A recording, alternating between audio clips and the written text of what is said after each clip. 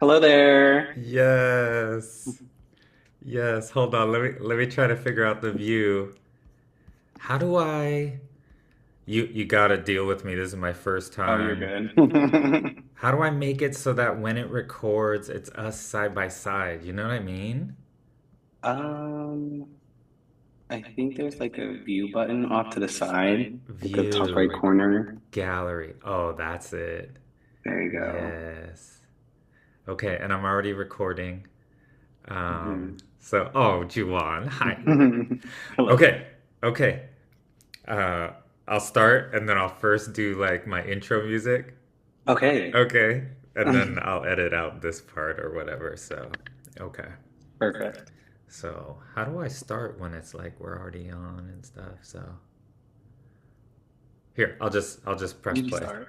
Like Hmm. I'm doing it like this, playing my audio file cuz I'm just starting. Here we go. Hmm.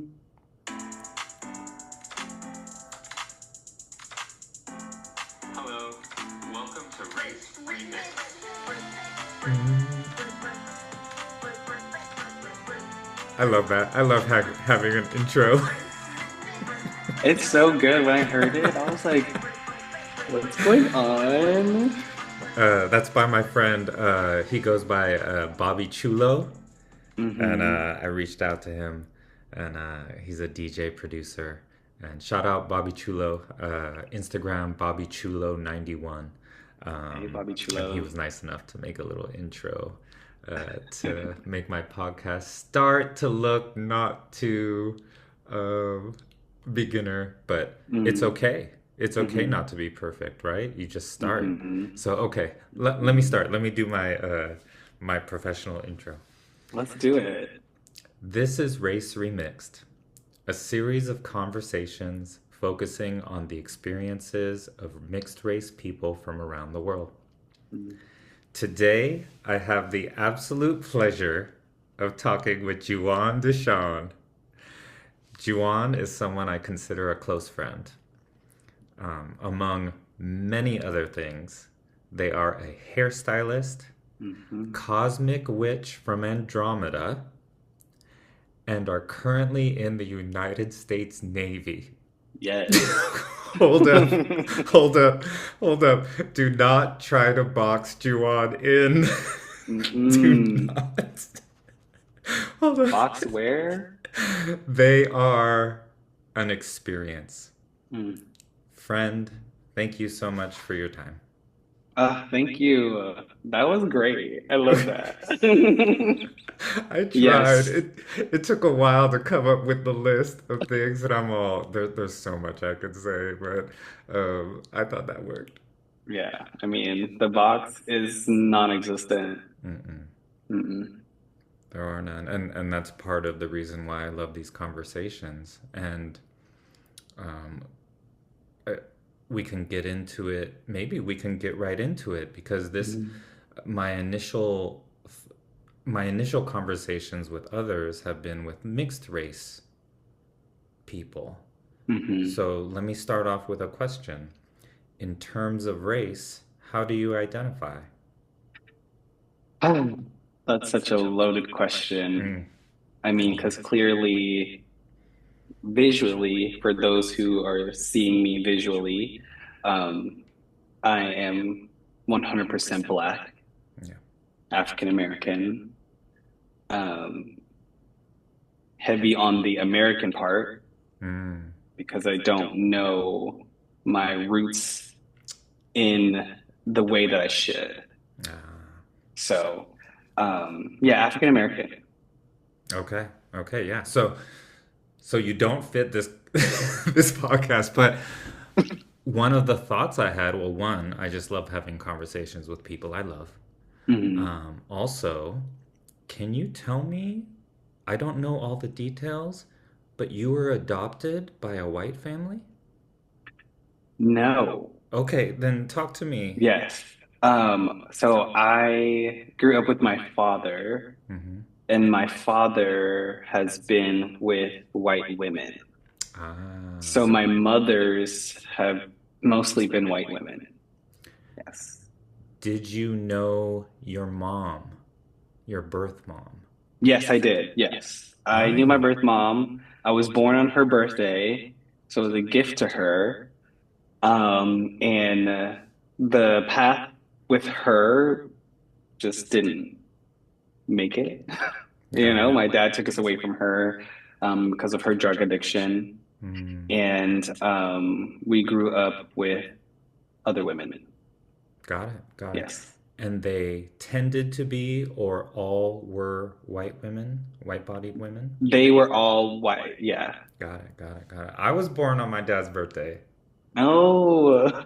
We got, or at least I got away with no gifts for him ever. Because it's, I, I regret, shout out, Dad. I miss you. I should have given you gifts. So we have that in common, at least with Yeah, one of our love that. parents. Um, Gosh, that kind of gets into something. Hmm. What was it like having white women in your life, not a black mother? Hmm. Was that something you even knew as a child was a thing? Honestly, no. Hmm. I didn't see it as like a difference. I just saw it as like somebody that my father was being intimate with, Hmm. and they were taking care of us.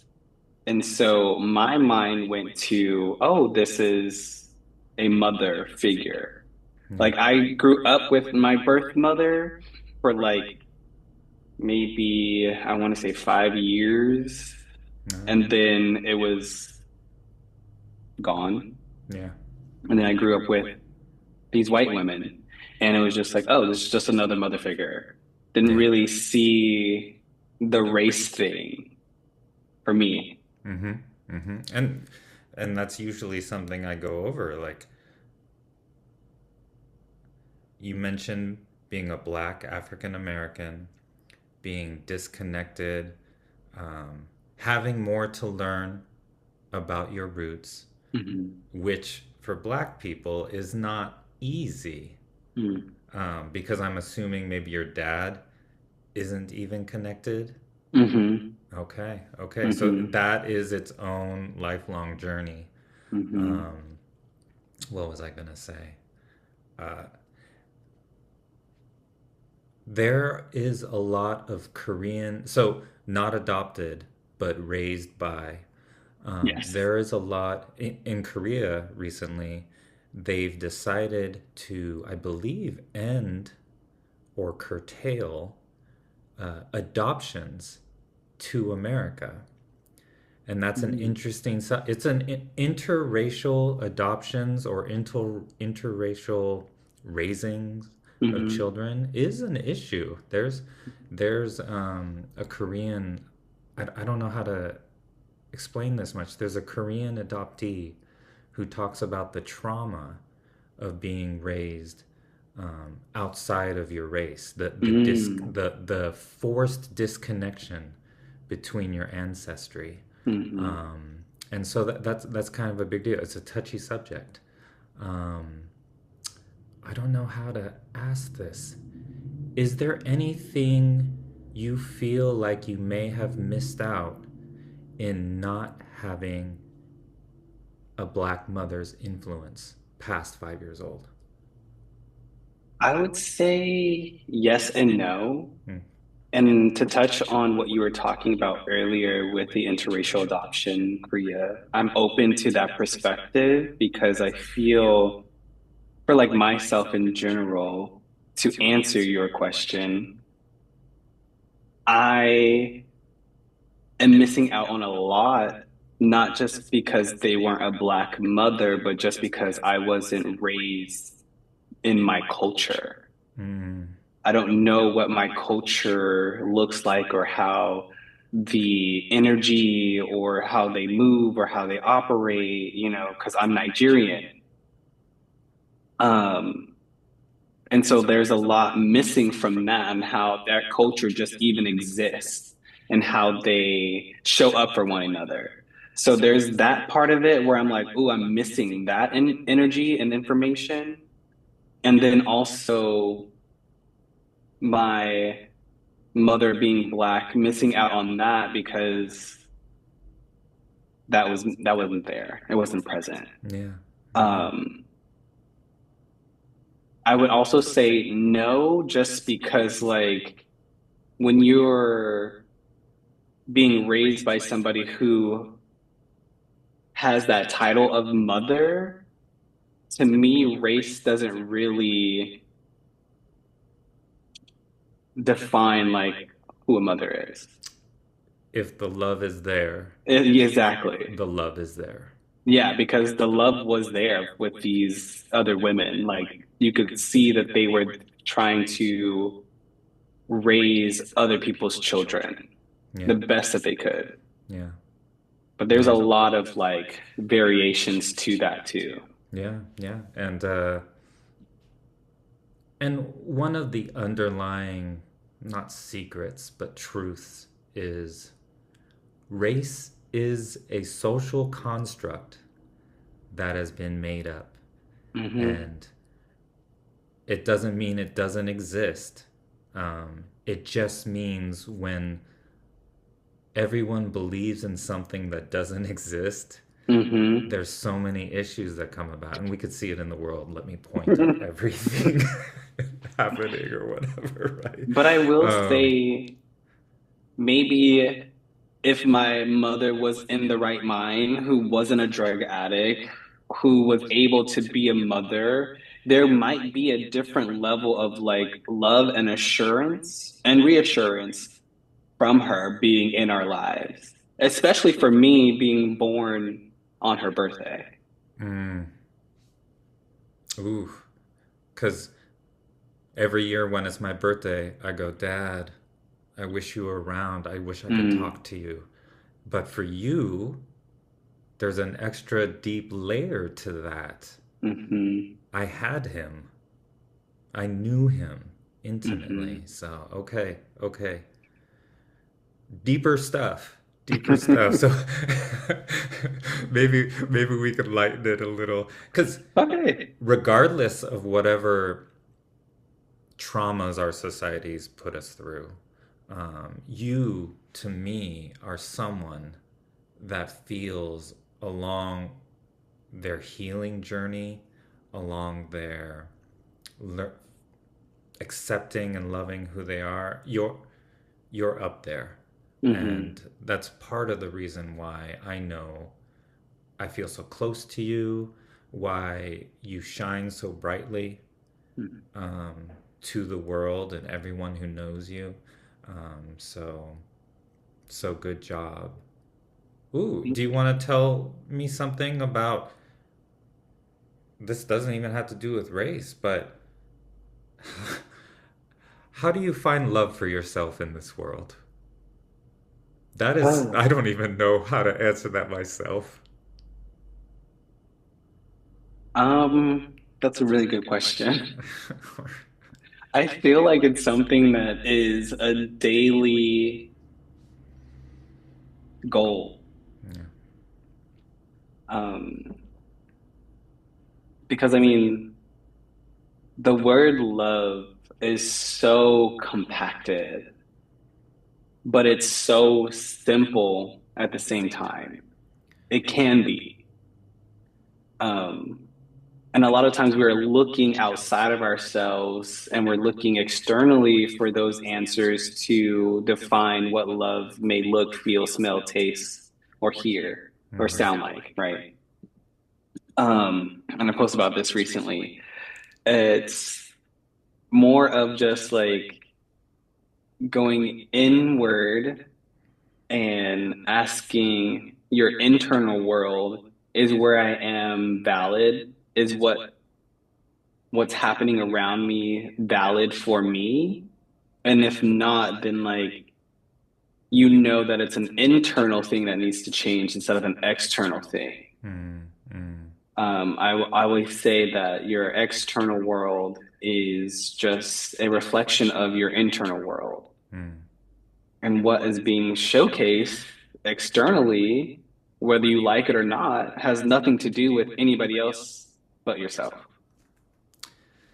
And so the ways that I find love or attempt to continue to have this relationship with the energy of love is just showing up for myself, Hmm. saying yes to myself, holding myself accountable. Um, Accountability is the highest form of self-love. I believe that. And you mentioned about how love tastes, feels, the journey of it. One thing I find in our society is the definition of love is often incomplete or focused on more materialistic versions of it. That Hmm. that may be the wrong word. Um, I believe our society keeps us disconnected from some of the deeper versions of love or what love is and isn't. Hmm. Shout out to Bell Hooks Hmm. for helping me see a little bit of it because, yeah, yeah, just because. Um, okay, we're off the topic a little of race, but that's fine. That it all weaves. Let me see some other questions I might have. Ooh, this connects with you. How Okay. much do different racial groups embrace you? And knowing white mothers as caring, loving, and accepting of you, I Hmm. assume that's one of the first things we would say. But Hmm. is there any a, a wider net we can cast there? I will say that I have never met a race that didn't fall in love with me. Ah, And that's not to brag, that's not to like boast. brag, brag, Juwan. That's just me. Like I Mm, show up very authentic and I'm very unapologetic of who I am. And because of that, it allows me to stand tall in my convictions of who I am, what I deserve, what I love. And because of that, like that energy, it's magnet. It's like magnetizes people to like want to be around you, right? Energy is the new currency. mm, And so mm. a lot of people are trying to consume and absorb people and be around individuals who have that energy that brings out that person inside of them. And so I would say I've never had any problems with any other races, Yeah. especially when I show up authentically myself. When That's I'm the not showing up word. myself, then that's when problems happen. That's the word. When you say energy is the new currency, um, I'm not disregarding that word, but authenticity Hmm. in this world of fakeness and yes, yes. So, and Juwan is authentic, people. Yes. And I also believe because boxes do not, you do not present as a box, Mm-mm. right? And I believe that may, oh, what's the word? Disarm people from any Hmm. prejudgments they would have prior to talking to you, Hmm. being around your energy. So I love that. And I remember your story about what was it? About the elementary school teacher Yes. um, being one of the. Do you have a quick summary of that? Yes. So my fifth grade elementary teacher changed my life. Mm, I was being picked on at school by this other boy calling me a big head, that I had a big head. mm, And I reported it to my teacher. My teacher saw that I was down and like sad. And he was like, "What's going on?" So I let him know this is what's happening. And he brought me and this other student up to the classroom and pulled out one of his measuring tapes, measured both of our heads, and was like, "Actually, Jawan, this kid has a bigger head than you." Changed my life. I was like, that level of like wanting to be on my side was great. That's all I needed. And this was an Asian man? Yes, Asian teacher. So, an early on example for you of someone standing up for you Hmm. that it was not connected to anything race related. It was Hmm. just a love of children, Hmm. um, a hate of bullies, Hmm. right? And something that guides me um, and has really clarified me about how I live in this world is my love for all children everywhere, all the time. Hmm. It can it clarifies every situation I see geopolitically, within schools, within families. If you center all children everywhere all the time, um, sometimes it makes you look harsh because I don't care who your parent is. We are protecting you. You deserve a safe space everywhere. And that connects back to what love is and isn't. Hmm. Um, yeah. So I'm glad you had that experience. I'm glad every racial category loves you. I Congrats. mean, no, but I Congrats. also want to add on to that about the bully part. Like, there's bullies going to be everywhere. I'm 37 and I'm still getting bullied. Oh, okay. So I'm so still so getting bullied. you're not free of all things. No, Hmm. no, you're not free of it. But because I'm so authentic in myself, the people that are surrounded by me are the ones who are just like my teacher, like going to bat for me Yeah. because they're seeing me walk in my authenticity and they're like, yes, I love this person. This person is a great person. And they see somebody wanting to attack me for my authenticity and it triggers them to want to go into defense mode Yeah. or to defend me. And Hmm. I'm like, that's so weird. It's a constant thing. Like I never have to like really do much except for just show up, but there's people around me that are ready to go to war. And I'm Oh, just like, and how much more permission does that give us to shine? hmm. It just multiplies what you are brave enough to be. Hmm. So beautiful. Yeah. All good things. All Yes. good things. Oh, um, I really love this. I love talking with you. I love being with you. I hate Yes.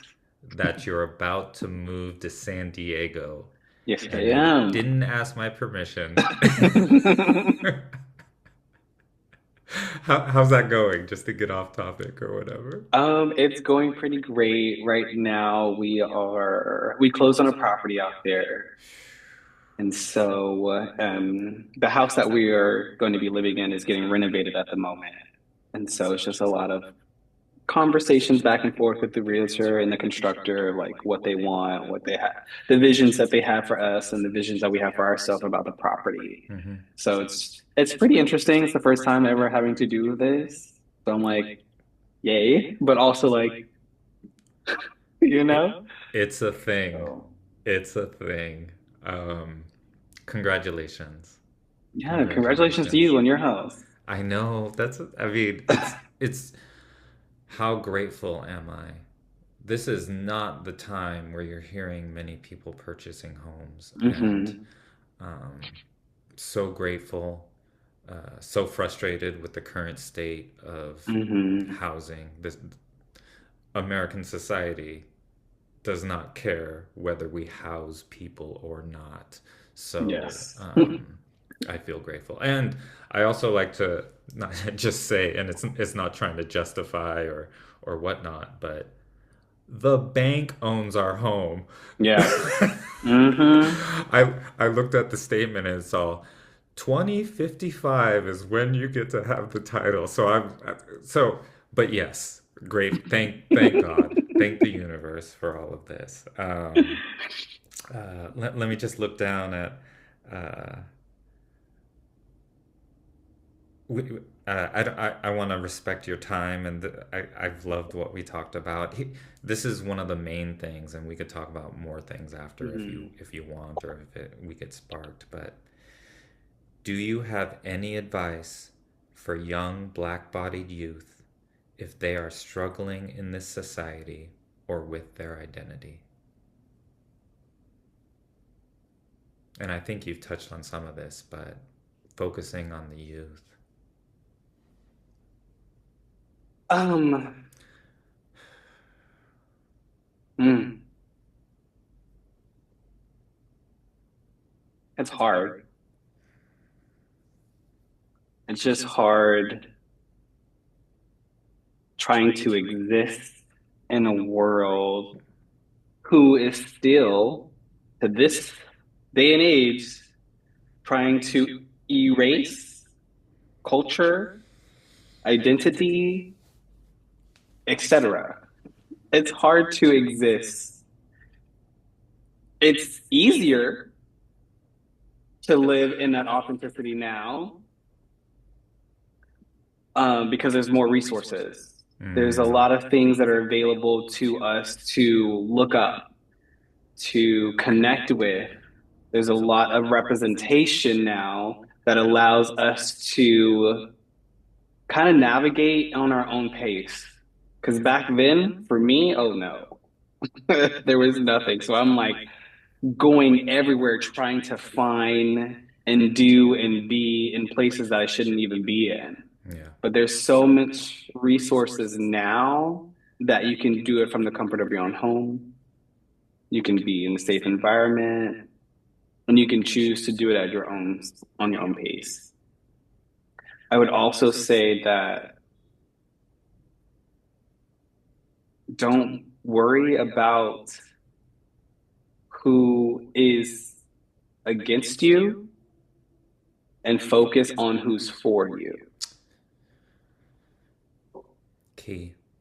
That is that's the biggest thing that you can take in any part of your life, whether it's work, relationships, or anything like that. Like if you focus on the people who are on your side and not about the people who aren't, you live brighter. The Amen. days are filled with excitement and joy, and you just get to exist. Don't worry about the people who have the issue. That's their problem. The one thing I wish I could share with all children who are struggling with whatever identity issues they may have, or the feeling that they are an other or Mhm. don't fit into this world, is that children, there are people looking for you Mhm. that will see you. And I promise you, if you find them, you will feel better, and they will know how to embrace you. Um, but I just promise you they're there. Mhm. And that's the thing that I feel a lot of people sometimes have, is just, it's hard to believe until you do, but I promise you, child, it's there. Mhm. Um, yeah, yeah. Oh, beautiful. Let's get that out. Let's get that out. It's a harsh, harsh world. There's no denying Mhm. it. So, but thank you, Juwan. Can I? There's one last thing that probably would have been a good ending, but I'm Yes. having a feeling that some people will go, "What is a cosmic witch?" Oh, This will just be the post. I mean, if you sit with the title and you allow your intuition to give you that answer, Mm, then you would get it. mm, mm. Cosmic being of the universe, all things universal, right? So energy that is just beyond this 3D life, cosmic. It's big. right? Which being the embodiment of that energy in the messages, the healing, the practices, the rituals, the intentional magic embodied is the word witch. So if you put that together, it's just me being a cosmic person embodied into this soul, into this human 3D body, providing guidance. Love it. Love it. Yeah. And it's only in the last few years for me that I've gotten a real sense of what magic is. It's not Mm, tricks. It's not sleight of hand. It, on some level, just Western worlds, it's personal power. It's understanding that if you have an intention and you put in the work, because it's not free, hmm um, you can, an overused word, manifest. And this also connects too with ancestors, hmm because there are an almost unlimited amount of people who still love you even if they are not here in the physical. And I hmm know for me, one thing I told my daughter once was, even if I'm gone, if there is any way that I can help, I will do it. So please believe that if there is a way, I will be there for you. hmm And I know that helps me. I know people who have loved me hard enough that I know that if there's some energy that they still have, they are here for me. So, anyways, we are way off topic, but Juwan, that's what happens when you're with Juwan.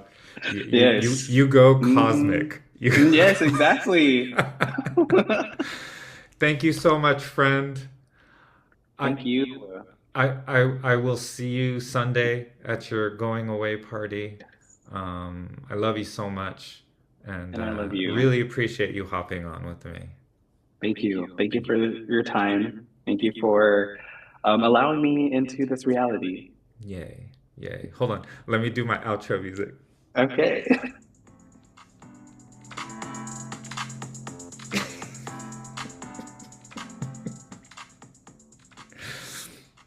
Joanne, I'll see you soon. All right. See you soon. Okay, bye. Bye.